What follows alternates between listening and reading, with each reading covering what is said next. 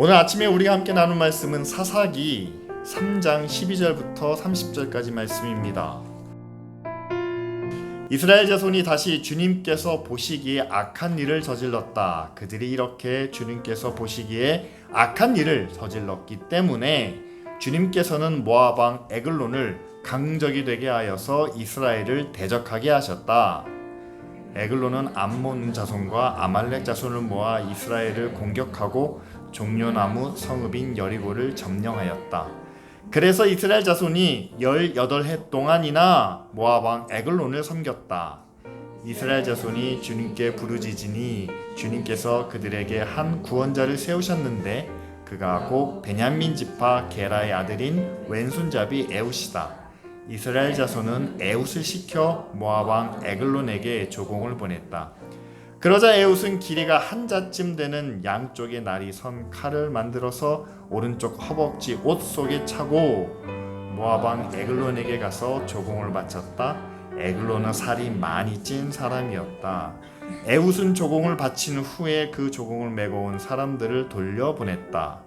그러나 에웃 자신은 길갈 근처 돌 우상들이 있는 곳에서 되돌아와 에글론에게 임금님, 제가 은밀히 드릴 말씀이 있습니다 하고 아뢰었다. 왕이 모시고 섰던 부하들에게 물러가라고 명령하자 그들은 모두 물러갔다.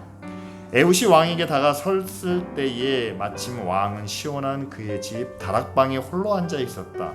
에웃이 임금님께 전하여 드릴 하나님의 말씀이 있습니다 하니 왕은 자리에서 일어섰다. 그때에 에웃은 왼손으로 오른쪽 허벅지에서 칼을 뽑아 왕의 배를 찔렀다. 칼자루까지도 칼날을 따라 들어가서 칼 끝이 등 뒤로 나왔다. 에웃이 그 칼을 빼내지 않았으므로 기름기가 칼에 엉겨 붙었다. 에웃은 현관으로 나가 뒤에서 다락방 문을 닫고 걸어 잠갔다. 에웃이 나간 후에 그의 부하들이 와서 다락방 문이 잠겼는 것을 보고 왕이 그 시원한 다락방에서 용변을 보고 있다고 생각하였다. 그러나 오랫동안 기다려도 왕이 끝내 다락방 문을 열지 않으므로 열쇠를 가져다가 문을 열어보니 왕이 죽은 채로 바닥에 쓰러져 있었다. 그들이 기다리는 동안에 에웃은 몸을 피하여 돌 우상들이 있는 곳을 지나서 스이라로 도망쳤다. 그가 그곳에 이르러 에브라임 산간 지방에 소집 나팔을 불자 이스라엘 자손이 그를 따라 산간 지방에서 쳐 내려갔다. 에웃이 그들을 앞장섰다. 나를 따라라. 주님께서 너희 원수 모압을 너희 손에 넘겨주셨다. 그가 이렇게 외치자 그들이 에웃을 따라 내려가 모압으로 가는 요단강 나루를 점령하고 한 사람도 건너가지 못하게 하였다. 그때에 그들이 쳐 죽인 건장하고 용맹스러운 모압 군인의 수는 모두 10,000명이나 되었는데 한 사람도 도망치지 못하였다. 다 같이 읽습니다. 그날은 모압은 이스라엘의 통치를 받게 되었고 그 뒤로 그 땅에는 80년 동안 전쟁이 없이 평온하였다. 오늘 말씀을 가지고 왼손잡이 에웃이라는 그런 제목으로 김범수 목사님께서 말씀을 전해 주시겠습니다. 만나서 뵙게 되어서 반갑습니다. 시애틀 드림교회에 섬기고 있는 김범수 목사입니다. 진아의 목사님하고는 이제 고등학교 때 놀다가 그다음에 충신대에서 또 같이 만나고 이렇게 해서 여러 가지로 인연이 깊고 또 기쁜 우리 교회에 일원동에 있을 때부터 또 뵙고 또 기도하던 그런 교회입니다. 성도들 여러분과 함께 말씀 안에서 교제하게 돼서 참 반갑습니다. 일단은 먼저 시애틀이 어딘지부터 말씀을 드려야 될 것 같습니다. 가면은 제일 가까운 미국 본토에 해당이 됩니다. 10시간밖에 안 되기 때문에 미국 복음화율이 50%인데 시애틀, 워싱턴 그쪽 지역은 10% 미만입니다. 그 선교지이죠. 그래서 저희도 이제 개척해서 거기서 말씀을 섬기고 있는데 가장 열악한 선교지라고 말씀드릴 수 있는 것은 미국 사람들 살고 있는 사람들 자체가 자기네가 선교지인지도 몰라요. 그리고 세계 어느 나라 어느 교회도 시애틀을 위해서는 선교를 위해서 기도하지 않습니다. 정작 자기들도 선교지인지 모르니 그래서 가장 열악한 선교지 중에 하나다라는 것을 기억하시고 또 기억날 때 기도해 주시면 감사하겠습니다.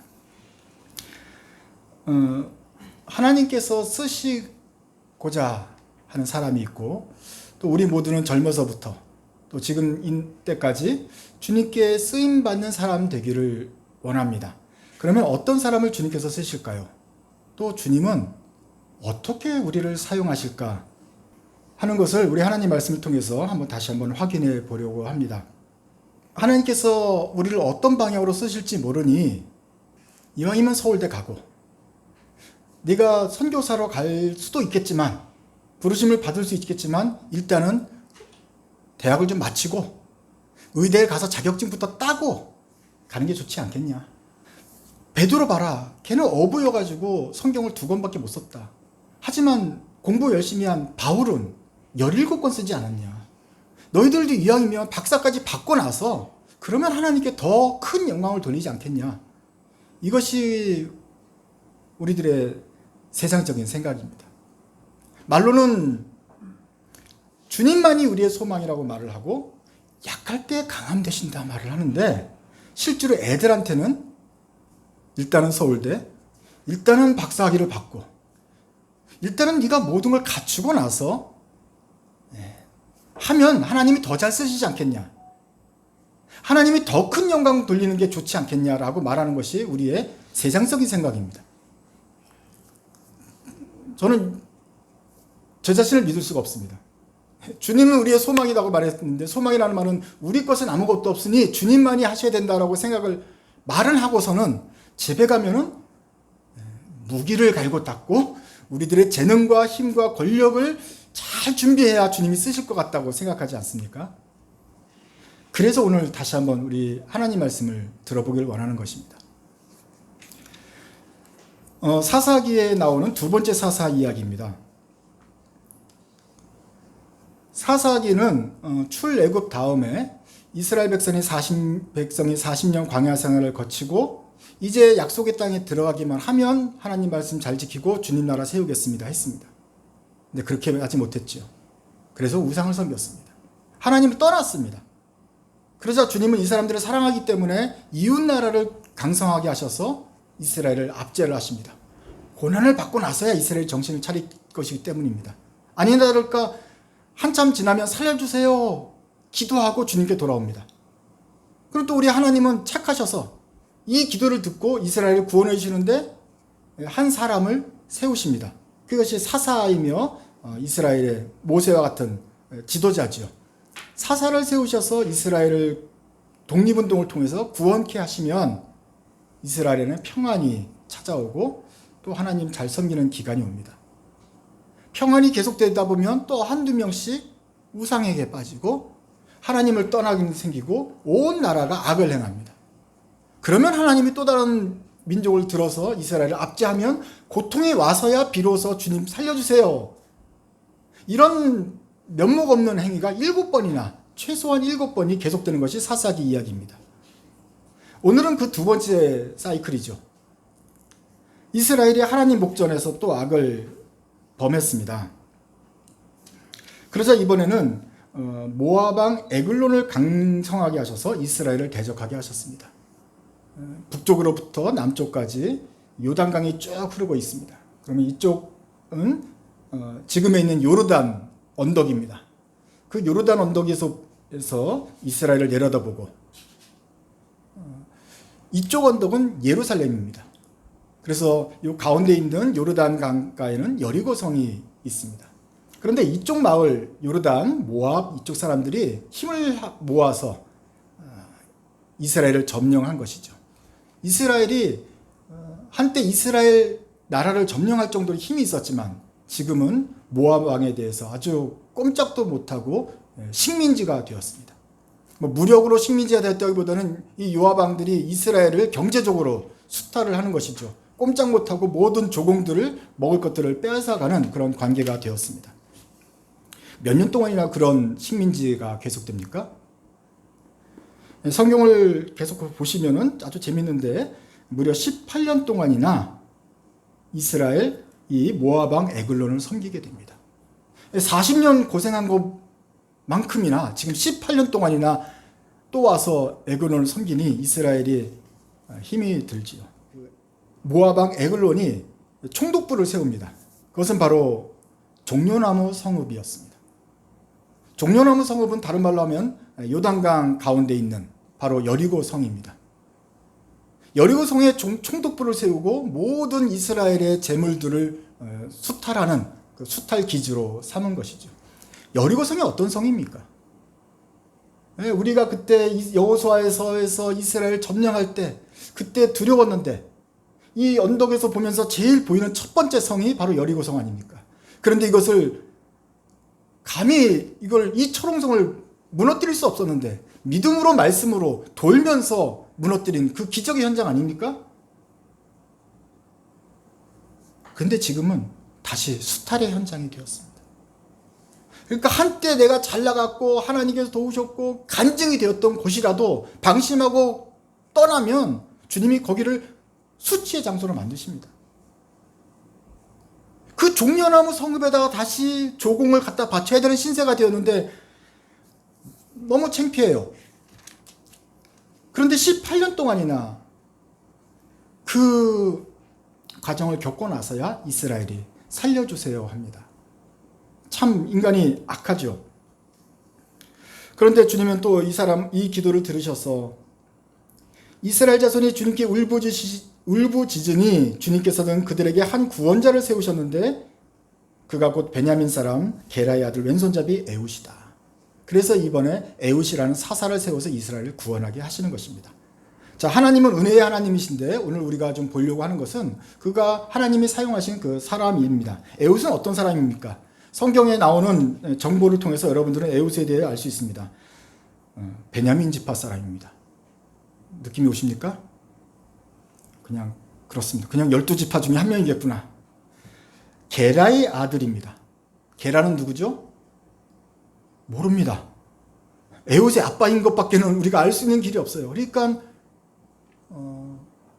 보잘것없는 그냥 평범한 집안인 거예요.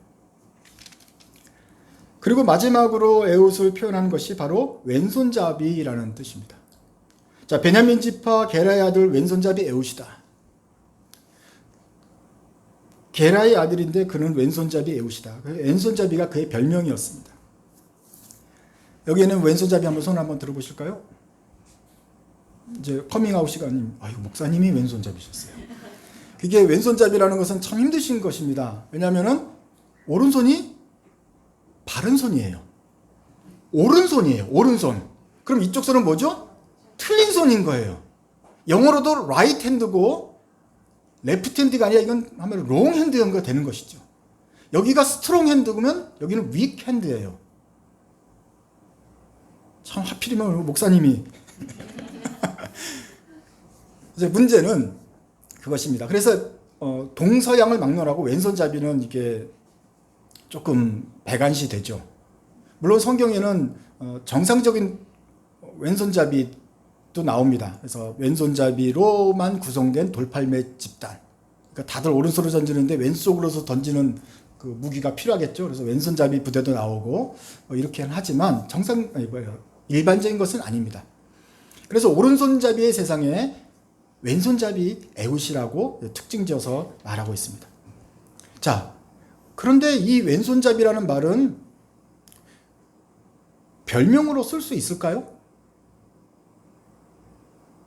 목사님이 손들기 전까지는 우리가 저분이 왼손잡이인지 오른손잡이인지 알 수가 없었어요. 그런데 어떻게 여기서 성경에서는 저기 베냐민 지파인데 왼손잡이 에훗이다 이렇게 말할 수 있었을까요? 여러분 별명이 오른손잡이입니까? 왼발잡이? 왼발 슈터? 아니잖아요. 그래서 왼손잡이라는 말을 우리가 생각을 해보면 맨날 우리가 히브리 말을 볼 필요는 없지만 이번에 좀 보면은 히브리 말에는 오른손잡이라는 표현만 있어요. 그 사람 오른손의 사람이에요. 그런데 왼손잡이를 표현할 때는 왼손이라고 표현하지 않고 오른손 사람 이테르예요. 그러니까 이테르라는 말이 들어가서 이테르 오른손잡이는 곧 왼손잡이에요. 그런데 그 이테르라는 말은 그래서 이테르 오른손잡이라는 말은 왼손잡이라는 뜻인데 이테르의 본명은 여기가 묶여 있다는 뜻이에요. 끈으로 칭칭 묶여 있는 것처럼 하나님이 못 쓰게 만드셨으니, 오른손을 못 쓰니, 오른손에 이틀가 됐으니, 바인드 묶여 있으니, 그럼 왼손을 써야 되는 사람인 것이죠. 하나님이 묶으셨는지 아니면 중간에 뭐 나무를 하다가 어떻게 사고로 묶였는지는 모르겠지만 못 쓰는 거예요. 그래서 저는 이것이 그의 별명이라고 생각하는 것 할 때 볼 때, 아, 이것은 밖에서도 볼 수 있는 확연한 그의 신체적인 특징이다, 이런 생각을 하게 되었습니다. 누가 봐도 저쪽에 왼손잡이 만나러 가라 그러는데 우리는 모르지만 에웃의 경우에는 오른손을 못 쓰니 당연히 왼손잡이겠구나 보인단 말이죠. 태어나면서부터 여기가 문제가 있었는지 아니면 중간에 문제가 있었는지 모르겠지만 하여간 오른손을 못 쓰는 것이 누구나 보이기 때문에 저 사람은 왼손잡이겠구나, 그렇게 알 수 있는 사람이 바로 왼손잡이 에웃이었던 것입니다. 물론 그냥 왼손잡이일 수도 있어요. 하지만 오늘 그 사람의 삶을 좀 더 들여다보면요, 이 사람은 삶 자체가 그냥 바르지 않습니다. 레프트 핸드입니다. 삶 자체가 강하지 않습니다. 초라합니다. 그러니 겉으로 볼 때 좀 장애가 있는 것 같고 불쌍해 보이는 것은 둘째치고라도 그 사람의 행동과 직업과 삶이 너무나도 초라합니다. 그래서 그 사람은 왼손잡이라는 별명이 딱 어울리는 사람이에요. 한번 보시죠. 에웃의 직업은 무엇입니까?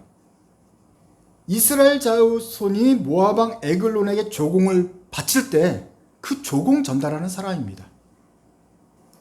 이스라엘의 대표가 되어서 전달하는 것이 아니고요, 한마디로 이것을 신약 성경으로 표현하면 뭐가 되죠? 세리가 되는 거예요. 창녀와 마찬가지로 세리, 사람 취급 안 하던 그 죄인 역할을 지금 에웃이 구약에서는 하고 있는 것입니다. 오죽하면 할 것이 없어서, 남자가 뭐 할 것이 없어서 조공 갖다 바쳐가지고 갖다 바치는 일, 그런 일을 합니까? 이건 뼈대 있는 집안은 안 하는 것이죠?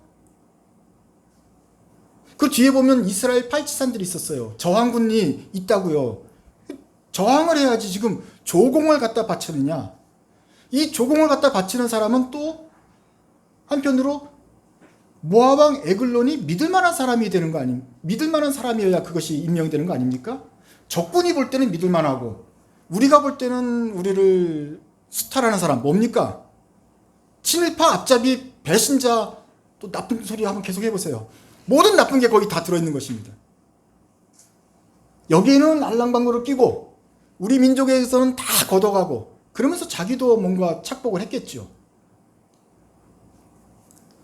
자기가 돈을 안 훔쳤어도 이 자체가 지금 너무나도 가까이 하기 싫은 사람입니다. 그런데 하나님이 이 사람을 사사로 세우셨네요. 좀 특이한 사사입니다. 보통 성경에서 하나님이 사람을 택하실 때는 그 콜링 기사가 있습니다. 부르실 때 내가 너를 부른다. 그러면 왜 저입니까? 뭐 하여간 얘기를 하다가 뭐 제단 숯불 내 입술에 대니 어서 가라. 뭐 이런 이게 있는데 그런 기사가 있고 나서 그 사람이 하나님 말씀을 듣고 가는데 에웃은 그게 없어요. 어느 순간 그냥 갑자기 모압 왕을 죽이기로 결심을 하고 칼을 만들어서 다리에 차고 갑니다. 그러니 그것이 약간 비어있다는 것 자체가 이게 좀 전형적인 하나님의 용사는 아니구나 생각이 들죠. 어쩌거나 근데 하나님이 택하신 것 같아요. 부르신 것 같아요. 그러니 복수를 하고 우리나라를 구원해야겠다는 생각을 가졌습니다. 그래서 길이가 한 규빗 되는 칼을 차고 당연히 뭐 오른다리에 차는 거죠. 왜냐하면 왼손잡이니까 왼손으로 뽑아서 찌를 수 있도록 여기다 숨겨가지고 갑니다. 칼은 허리에 차야 되는데 숨기는 건 뭐죠? 쪼잔한 것입니다. 벌써 대범해요. 평범하지 않아요, 이 사람은. 그리고 가서 그날도 조공을 사람들과 함께 조공을 바쳤습니다. 옆에 팀이 같이 가는데 바쳤어요. 근데 이때 그 결행을 하지 않아요. 그리고 다시 돌아갑니다. 돌아가고 뭐 한 몇 킬로 정도 갔을 때 돌뜨는 채석장을 지날 때쯤 돼서 다른 사람을 먼저 가게 하고 자기는 거기서 다시 돌아옵니다.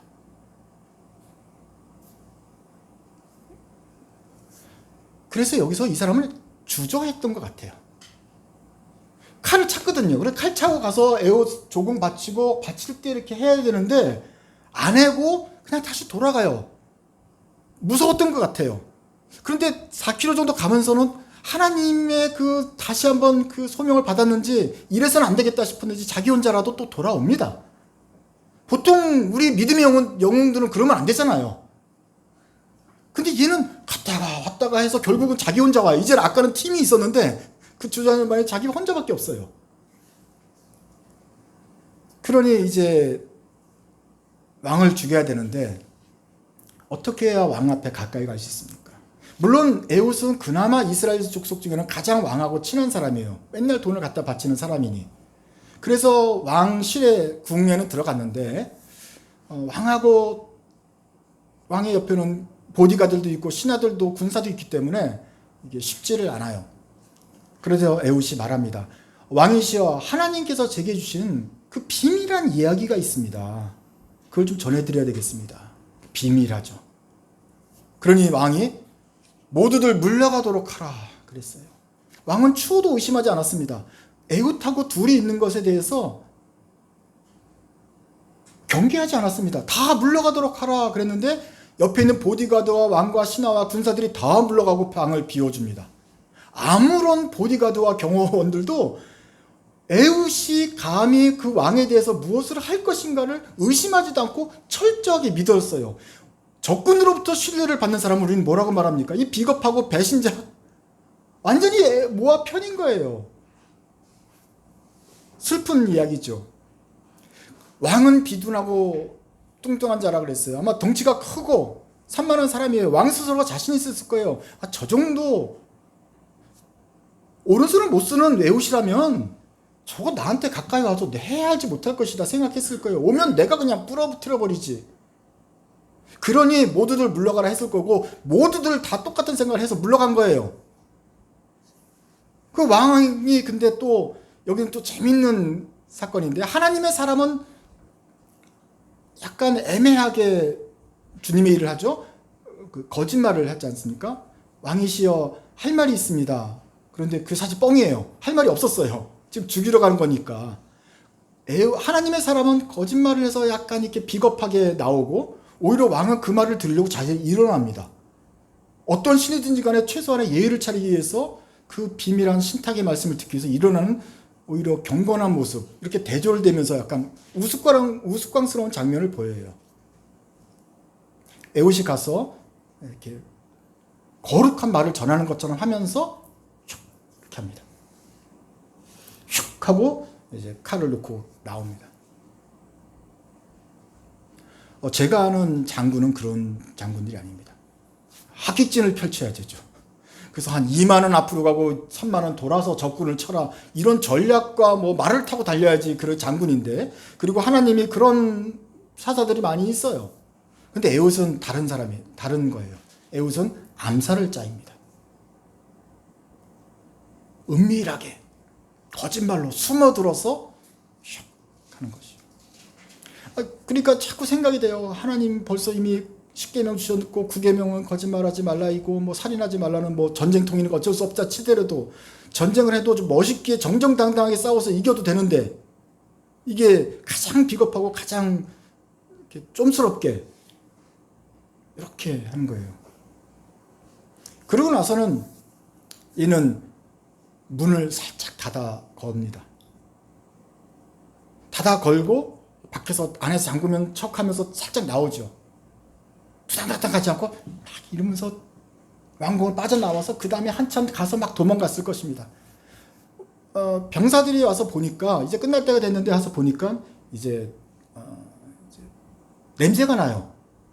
아, 왕께서 발을 가리우시나 보다. 발을 가린다는 표현은 이제 화장실을 가시는구나 이 뜻이에요. 왜냐면 화장실 냄새가 나잖아요. 지금 이 창자가 뚫렸으니까. 그렇게 해서 한참 시간 동안 벌고 나서야 나중에 발견하게 되는 것입니다. 바로 그 시간에 에웃은 막 달려갑니다.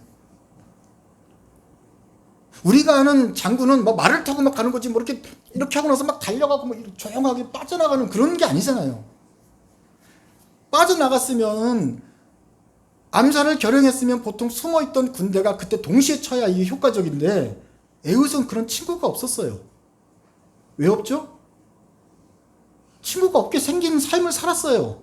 아무도 그 사람을 믿질 않아요. 그래서 자기 혼자 결행을 해요.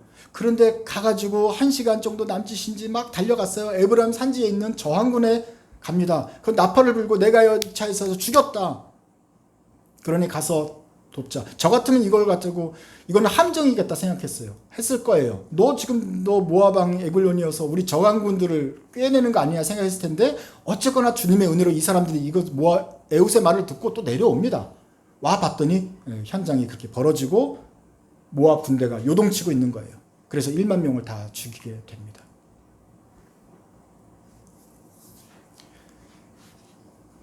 굉장히 좀스럽지 않습니까? 비정상적이에요. 뭐 이렇게 자랑스럽지 않아요. 그 삶을 자체는 적군에게서 신뢰를 받고 이스라엘에서 참 신뢰를 받지 못하며 같이 결행할 친구도 없고 좀 하나님의 이런 식으로 이런 식으로 구원하는 게 맞나 싶을 정도로 조금 애매합니다. 제가 이런 설교 마치고 나면 다들 또 어떤 사람이 와요. 그러면 목사님 거짓말 해도 된다는 소리입니까? 뭐 이런 거죠. 그렇게 의문을 주는 사람이라는 거죠. 물론 어떤 주님의 일을 위해서 거짓말하는 경우도 중간중간에 있습니다. 그래서 우리가 늘 해야 된다, 100% 해야 된다, 100% 거짓말을 하지 말아야 된다라고 말할 수 없고 어떨 때는 해도 됩니다. 그렇지만 에웃의 경우도 역시 그렇게 우리 애들한테 쉽게 말하기가 복잡한 인물이라는 것이죠.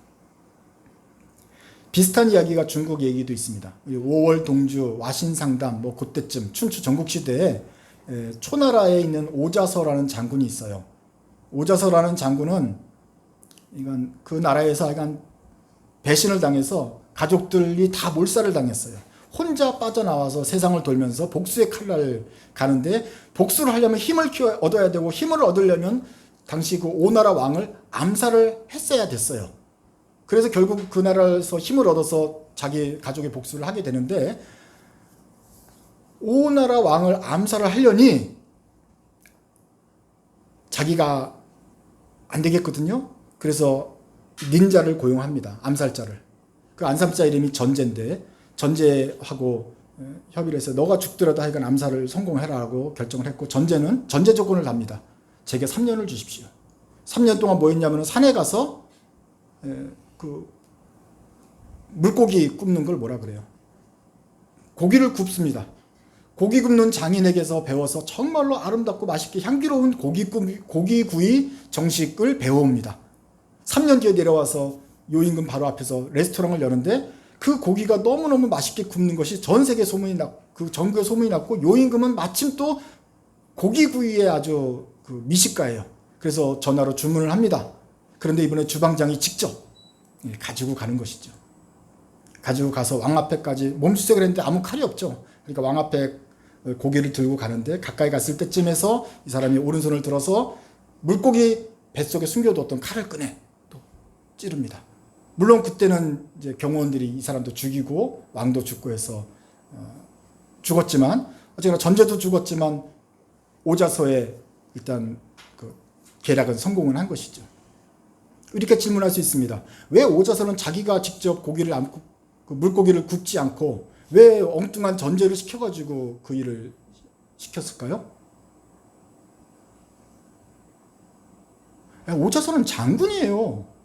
복수에 불타는 장군. 누가 봐도 경계심을 가질 만한. 또 저쪽에서 얘기해. 너 거기서 오지 마. 거기서 얘기해. 할 말 있으면 거기서 얘기해. 이런 사람이에요. 다들 가드들이 창끝을 겨누어야 되는 사람인데 전제는 그럼 어떤 모습이었을까요? 고기나 굽게 생긴 사람이에요. 진짜 고기 배달할 것 같은 사람. 그런 사람이니까 전제가 그 암살에 성공했을 것입니다. 에웃도 그런 것이죠. 에웃이 어떻게 이 암살에 성공했어요? 에웃은 외모는 성경이 말하고 있지만 이 하는 행동과 전략을 볼 때 에웃은 키 작고 까맣고 비형이고 뭐 나쁜 거 다 있는, 그리고 초라한 데다가 오른손을 못 쓰는, 그래서 비실비실해서 나한테 전혀 위협이 되지 않을 만한 사람이라는 것이죠. 비천한 사람. 그런데 에훗이 할 수 있었던 유일한, 그러니까 에훗이 할 수 있었던 유일한 전략은 뭐 군대를 이끌고 싸우는 것이 아니고 하객진이 아니고 암살밖에 없었던 것이죠. 암살을 하기 위해서 부득이 거짓말도 하고 부득이 주저하고 막 어떻게 할까 방황하다가 결국은 성공을 한 것이죠.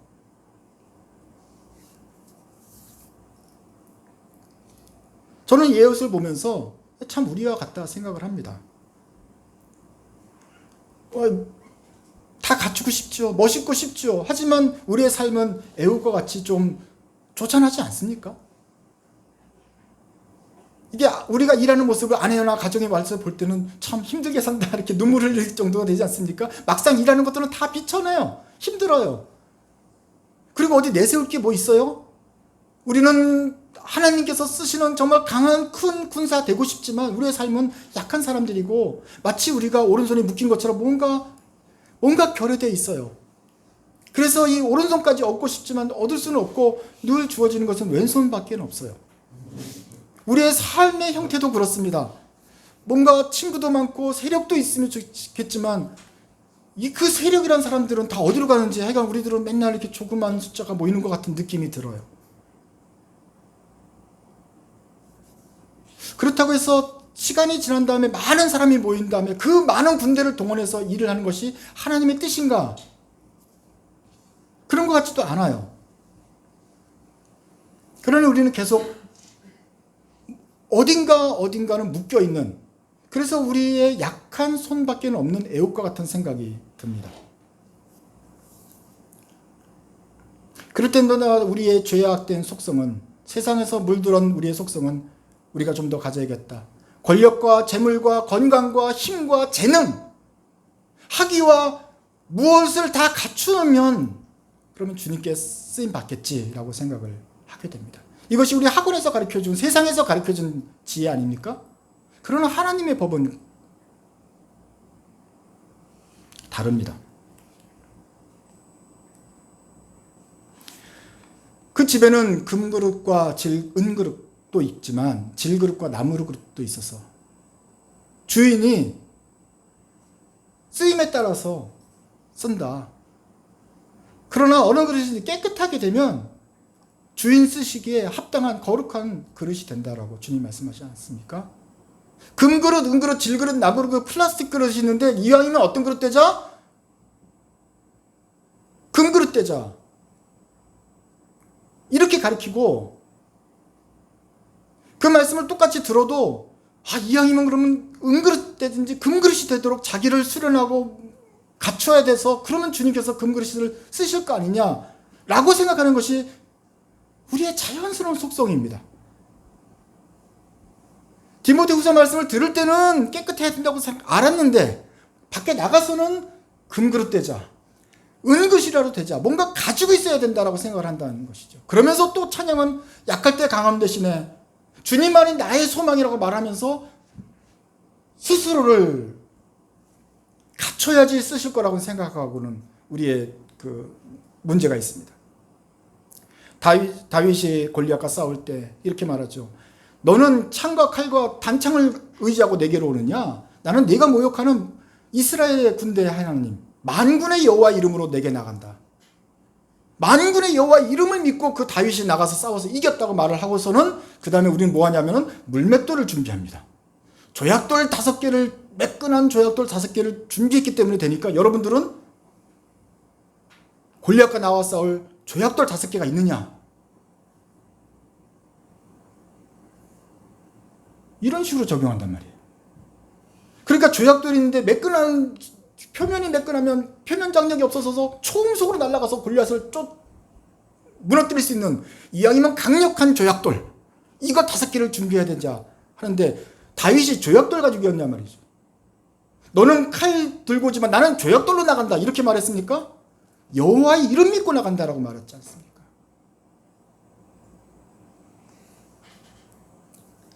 오늘 우리가 하나님의 쓰임받는 사람이 되기 위해서는 조약돌이 필요한 것이 아니고 무기가 필요한 것이 아니고 권력과 돈과 재능이 필요한 것이 아니고 다시 한번 하나님의 이름을 믿고 나가는 것이 필요합니다. 주님이 나의 소망이라 할 때는 내가 아무리 학점을 많이 받아도 할 수가 없으니 주님께서 하십시오. 내가 오른손을 못 쓰니 내가 드릴 것은 왼손밖에 없는데 주님 사용해 주십시오. 라고 나가야 된다고 하는 것입니다. 에훗은 자기가 할 수 있는 모든 것을 바쳤어요. 우리는 그 사람에 대해서 왜 이 영웅은 주저했을까? 왜 이 영웅은 거짓말을 사용해서 암살이라는 그 치졸한 방법으로 싸워야만 했을까? 의문을 갖지만 에훗은 자기가 할 수 있는 유일한 것을, 자기가 할 수 있는 모든 것을 주님께 바쳐서 이스라엘을 구원했습니다. 그리고 주님께서는 그를 기쁘게 보셨어요. 이스라엘의 사사가 되었습니다. 이스라엘을 다스리고 에훗 밑에서 이스라엘이 태평을 얻었습니다. 물론 하나님께서 쓰시는 사람은 완벽하게 갖춰진 사람도 쓰십니다. 왼손잡이 에훗은 두 번째 사사인데 앞에 있는 첫 번째 사사는 온니엘입니다. 온니엘은 갈렙의 아우 갈렙의 조카입니다.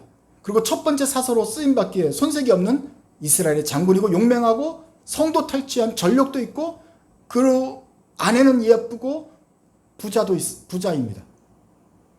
모든 것을 갖춘 사람이라서 구산 리사다임과 싸울 때 아마도 전 병력을 이끌고 하깃진을 펼쳐서 싸웠을 것입니다.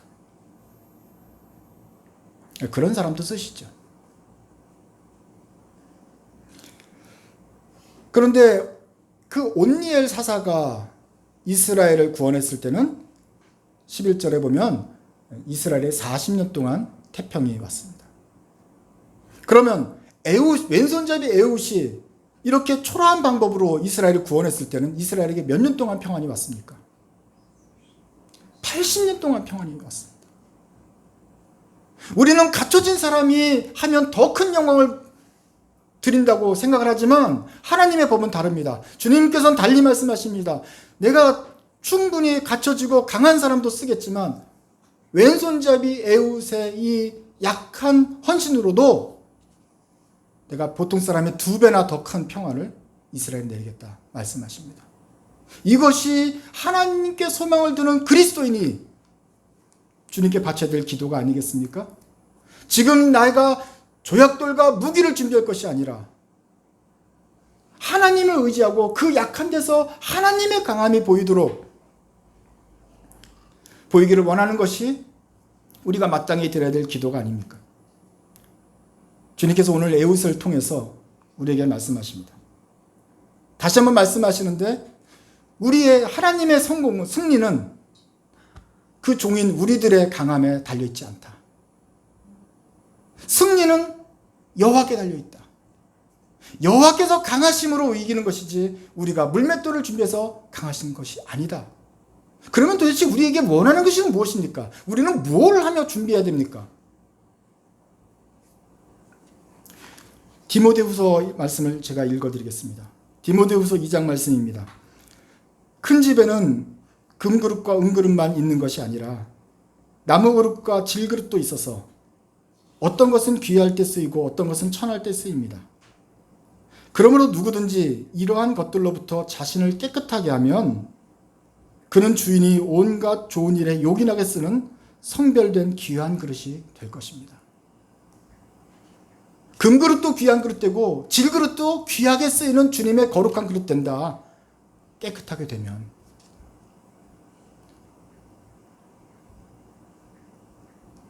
바울이 디모데에게 계속 말합니다. 그대는 젊음의 정욕을 피하고 깨끗한 마음으로 주님을 찾는 사람들과 함께 의와 믿음과 사랑과 평화를 좇으십시오. 바울이 디모데에게 강조한 말도 바로 에훗을 통해서 주님께서 말씀하시는 것과 같은 말입니다. 우리가 자신을 깨끗하게 하면 주님께서 쓰시는 성별된 귀한 그릇이 될 것이고 이것과 같이 젊은 여러분, 젊은 디모데여, 너도 청년의 정욕을 피하고 깨끗한 마음으로 주님 찾는 사람들과 함께 의와 믿음과 사랑과 평화를 쫓으라. 주님께서는 그의 백성이 깨끗한 마음으로 주님 앞에 드려지기를 원합니다. 주님이 우리의 마음이 성별한지 영혼이 정화되었는지 주님께 깨끗함을 입었는지를 보고 계십니다. 그리고 그런 사람들을 주님의 그릇으로 사용하실 것입니다. 그러므로 여러분, 우리가 가지지 못한 것을 또 달라고 애원하기보다는 우리가 가진 것이 무엇인지, 그것이 설사 나의 약한 손이라 할지라도 주님께 내어드리면 그 사람이 깨끗하고 순결하고 마음이 정결한 사람인 것을 주님이 보신 다음에는 하나님의 강하고 크신 오른팔로 그 약한 손을 붙들어 주실 것입니다. 그리고 승리는 내게 있다 다시 한번 보여주시는 것입니다. 다시 한번 세상에 물든 우리의 사고방식 회개하고 버리고 다시 한번 주님의 방식, 하나님 나라의 방식으로 이 세상을 살아가며 주님의 이름으로 승리하는 여러분 되시기 바랍니다. 기도하겠습니다. 주님만이 나의 소망이라고 입으로는 외쳤지만 실제로는 세상의 법을 쫓아서 다른 사람과 함께 더 많이 얻고 준비하고 가지려고 했던 저희들의 모습을 회개합니다. 저희들은 베드로전서의 후서의 말씀을 알면서도 세상에 돌아가면 또다시 세상의 방법으로 전환되기 쉽습니다. 주님, 저희를 불쌍히 여겨주시고 왼손잡이 에웃 이 말씀을 통해서 주셨던 진리가 다시 한번 저희 속에 오래 남아서 참으로 주님이 나의 소망이다 이 말 뜻을 분명히 알아듣고 마음과 생각과 영혼을 정결케 하는데 더욱 힘쓰는 주의 백성들 되게 하여 주옵소서. 주님, 저희는 여전히 부족하지만 저희가 순결하다고 여겨 주옵소서. 예수 그리스도의 피로 깨끗게 하여 주옵소서. 그래서 주님께서 쓰실 때 요긴하게 쓰이는 그릇 되게 하여 주옵소서. 주님, 저희들의 약한 손을 내어드립니다. 주님께 아끼지 않고 내어드릴 때 참으로 주님의 강한 손으로 저희를 붙드셔서 주님의 승리에 동참하게 하여 주옵소서. 예수님의 이름으로 기도드립니다.